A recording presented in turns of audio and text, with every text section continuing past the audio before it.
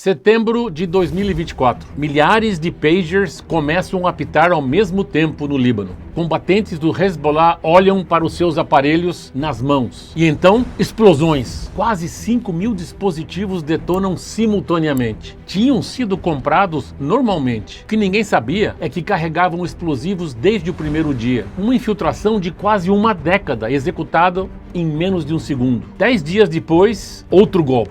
Hassan Nasrallah, o líder do Hezbollah, por mais de 30 anos, é eliminado no bunker onde se escondia em Beirute antes que conseguisse reorganizar qualquer resposta. Agora, chegamos em fevereiro de 2026. Ali Khamenei, o líder supremo do Irã, desaparece, cancela reuniões, suspende aparições, se recolhe a uma rede de bunkers subterrâneos em Teherã. Altos funcionários chegam vendados para que nem os próprios líderes do regime saibam onde ele está. Mesmo assim, numa manhã de sábado, o Mossad sabia exatamente em qual sala ele estava. E às 9h40 da manhã, os ataques chegaram. Em poucos segundos, 40 dos principais comandantes militares do Irã deixaram de existir. O regime que passou décadas construindo sua própria proteção foi atingido no coração. 18 meses, 3 operações cirúrgicas, 3 estruturas que pareciam intocáveis, desarticuladas uma após outra. Olá, bem-vindo ao Hub TNT. Eu sou Arsênio Pagliarini e, como sempre, nossa missão aqui é trazer para você tudo o que compreende a vida nos Estados Unidos. O verdadeiro American Way of Life. E hoje a gente vai reconstruir como o Mossad, a agência de inteligência externa de Israel, foi construído ao longo de mais de 70 anos para infiltrar, desarticular e neutralizar adversários. Como uma agência com menos recursos do que a CIA consegue fazer o que nenhuma outra agência de inteligência do mundo consegue replicar? É exatamente isso que a gente vai entender hoje. Mas antes de prosseguir, aproveita para curtir, se inscreva aqui no canal Hub TNT e ativar também as notificações. Agora, para entender como tudo isso foi possível, a gente precisa primeiro entender o que é o Mossad. O Mossad é o Serviço de Inteligência Externa de Israel. O nome completo é Instituto de Inteligência e Operações Especiais. Em hebraico, Mossad significa simplesmente instituto. Na prática, é a agência responsável por tudo que acontece fora das fronteiras israelenses. Coleta de informações, infiltração em governos estrangeiros, recrutamento de fontes humanas e, quando necessário, operações diretas em território de outros países. E aqui entra um ponto importante que separa o Mossad de praticamente todos os seus equivalentes no mundo. A maioria dos serviços de inteligência ocidentais opera dentro dos limites legais e políticos bastante claros. Há supervisão parlamentar, há restrições formais sobre o que pode ser feito em solo estrangeiro. O Mossad opera dentro de uma lógica diferente. Israel é um país de 9 milhões de habitantes, cercado por vizinhos que por décadas declararam abertamente querer sua destruição. Não é retórica, é o contexto fundador dessa agência. Isso significa que o Mossad não foi construído para coletar informações e entregar relatórios. Ele foi construído para garantir que Israel não desapareça do mapa. E essa diferença de propósito cria uma diferença de doutrina que é visível em tudo o que essa agência faz. Agora, preste atenção nesse detalhe, porque ele vai explicar muito do que a gente vai ver a seguir. O Mossad tem aproximadamente 7.000 funcionários, um número relativamente pequeno para os padrões das grandes agências de inteligência do mundo. A CIA tem mais de 21.000. O orçamento do Mossad nunca é divulgado oficialmente. O que se sabe é que a agência opera com uma proporção de resultados por recurso que é difícil de explicar só pelo dinheiro. A explicação, de acordo com seus ex-diretores, que falaram publicamente ao longo dos anos, está em duas coisas. A primeira é o comprometimento. O Mossad consegue atrair pessoas que entendem que estão literalmente defendendo a existência do seu país. A segunda é a paciência. O Mossad trabalha em horizontes de tempos que a maioria dos governos não consegue sustentar politicamente. Operações que levam 10 anos para serem executadas, infiltrações que demoram uma década para produzir resultados, dossiês construídos, câmera por câmera, rotina por rotina, durante anos. E é exatamente isso que explica o que aconteceu em setembro de 2024 no Líbano e o que aconteceu em fevereiro de 2026 em Teherã. Mas antes de chegarmos lá, a gente precisa entender como essa doutrina foi construída. E para isso, a gente precisa voltar ao começo de tudo.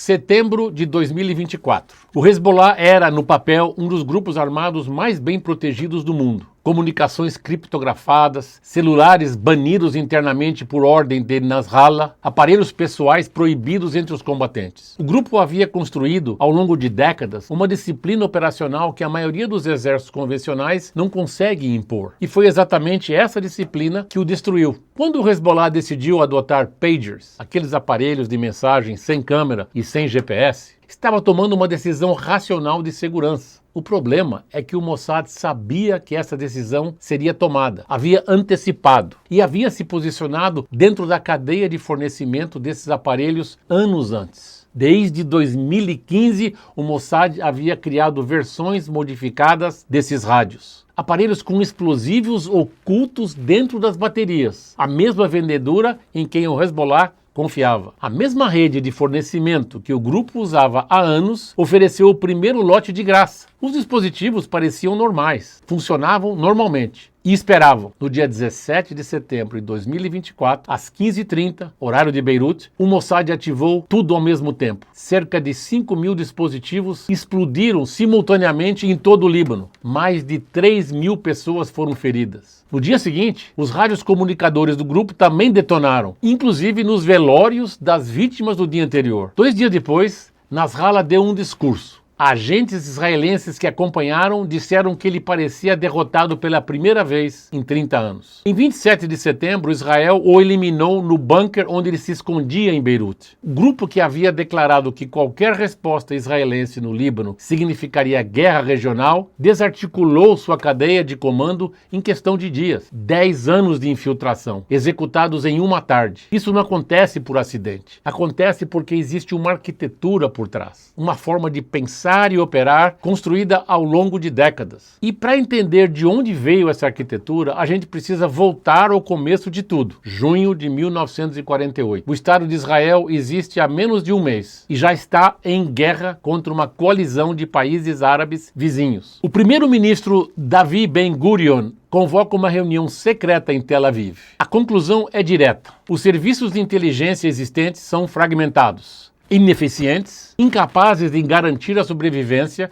de um Estado recém-proclamado em contexto de conflito aberto. Dessa reunião surgem 3 estruturas distintas. Um serviço de inteligência doméstica, um serviço de inteligência militar e um terceiro dedicado à espionagem externa. Esse terceiro recebeu o nome de Mossad, que em hebraico significa simplesmente Instituto. O nome completo é Instituto de Inteligência e Operações Especiais. Desde o primeiro dia, a missão era existencial, garantir a sobrevivência do Estado judeu dentro e fora de suas fronteiras. Nos primeiros anos, o Mossad tinha algumas dezenas de agentes. Não tinha como competir com a CIA em recursos, não tinha como competir com a KGB soviética em escala. Mas a gente precisa entender o que essa agência fez com o que tinha. Ela se especializou naquilo que nenhum outro serviço do mundo executava com a mesma consistência: a infiltração humana de longo prazo. Em 1960 veio a operação que definiu essa reputação para o mundo. Adolf Eichmann, um dos principais responsáveis logísticos pelo Holocausto, vivia sob identidade falsa em Buenos Aires, na Argentina. Agentes do Mossad o localizaram, o sequestraram em plena rua e o levaram clandestinamente para Israel. O julgamento foi transmitido mundialmente e o mundo entendeu que o Mossad operava além das fronteiras convencionais. Em 1966, a agência conseguiu algo que nem os americanos haviam obtido: a deserção de um piloto iraquiano com um caça soviético MiG-21. Os dados foram compartilhados com os Estados Unidos, de valor estratégico incalculável para entender as capacidades da aviação soviética. Em 1967, as informações do Mossad sobre bases aéreas egípcias permitiram que Israel destruísse a Força Aérea do Egito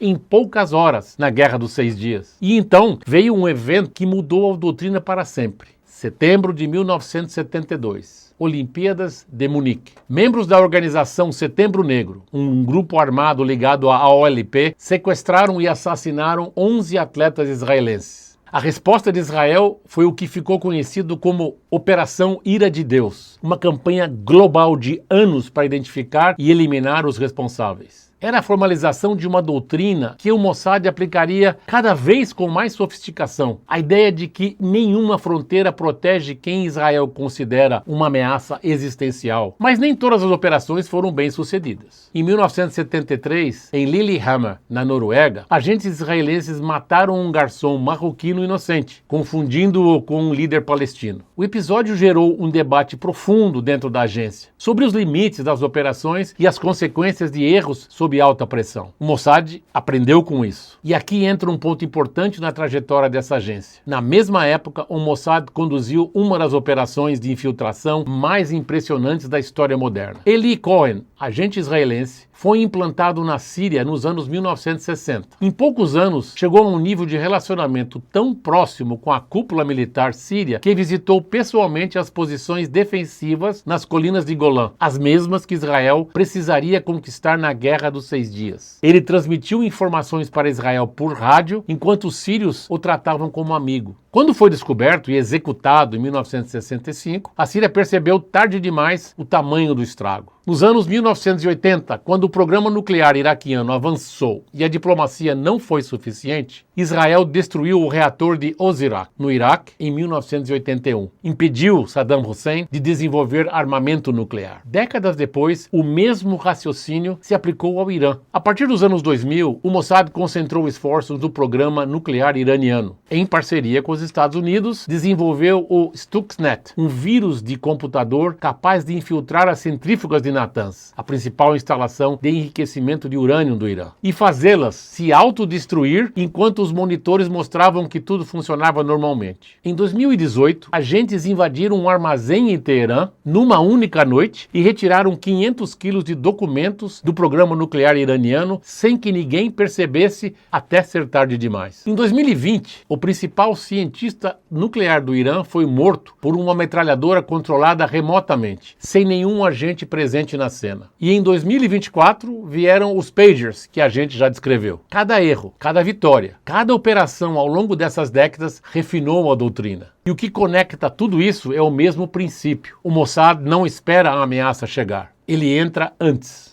Agora vamos olhar para um lado que completa essa análise. Porque a grande questão que se coloca é como o Irã, com todo o seu aparato de segurança, nunca conseguiu deter a infiltração israelense de forma efetiva. A resposta é estrutural. A República Islâmica do Irã é uma teocracia, ou seja, um sistema em que o poder político e poder religioso se sobrepõem de forma constante. A Guarda Revolucionária acumulou ao longo das décadas um poder econômico enorme, controla empresas, contratos de infraestrutura, importação de produtos, enquanto grande parte da população iraniana enfrentou o empobrecimento causado pelas sanções internacionais, setores da própria guarda enriqueceram. Essa contradição gera ressentimento interno. E ressentimento interno, a gente já sabe, é o combustível da espionagem. O ex-vice-diretor do Mossad, Ram Ben Barak, disse publicamente que parte do sucesso das operações se deve ao fato de o regime iraniano ser impopular, junto à própria população, o que facilita a penetração de inteligência de uma forma que seria muito mais difícil em sociedades com maior coesão interna. Mas tem um segundo fator que é igualmente importante. O regime iraniano apostou durante décadas que hierarquia rígida e controle interno garantiriam segurança. Só que hierarquia rígida, na prática, significa que as informações fluem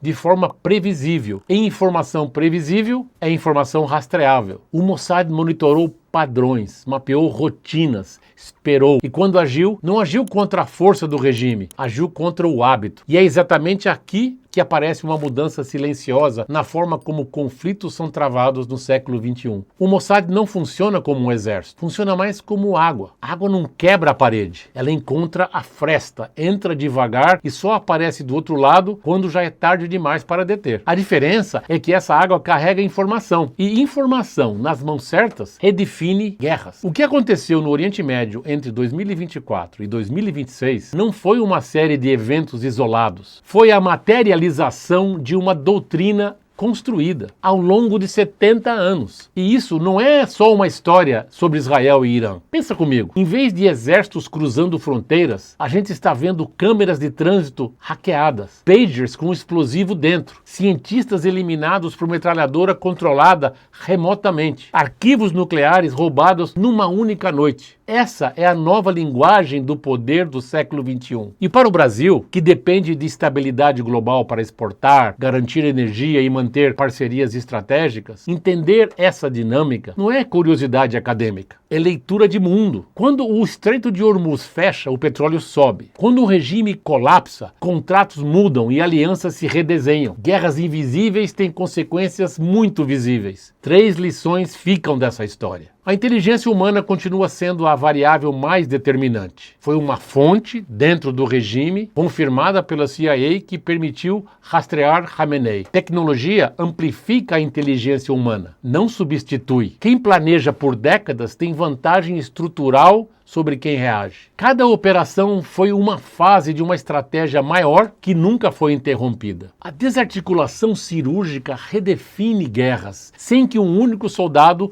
cruze uma fronteira. Os pagers não destruíram o Hezbollah no papel, mas quebraram sua cadeia de comando antes que qualquer conflito convencional começasse. Esse modelo não é transferível por decreto. A sobrevivência como um imperativo existencial. Décadas de refinamento, a capacidade de infiltrar sociedades fechadas. Isso se constrói, não se copia. E a maior lição é simples. No século XXI, quem vence não é quem dispara primeiro, é quem infiltra primeiro, quem controla a informação antes, durante e depois e controla o resultado. Eu gostaria muito de saber o que vocês pensam a respeito disso. Se a guerra moderna se decide em cadeias de fornecimento e câmaras hackeadas, isso muda a forma como você enxerga soberania e o poder no século XXI? Deixa aqui nos comentários. Quero muito ler o que vocês acham sobre isso. E se você gostou desse vídeo, não esquece de deixar o seu like. Ajuda muito o canal a continuar crescendo aqui no YouTube. Se inscreve e ativa o sininho, porque todos os dias a gente traz o que realmente importa na geopolítica e nas relações entre o Brasil e os Estados Unidos. Mais uma vez, obrigado pela sua companhia. Até a próxima.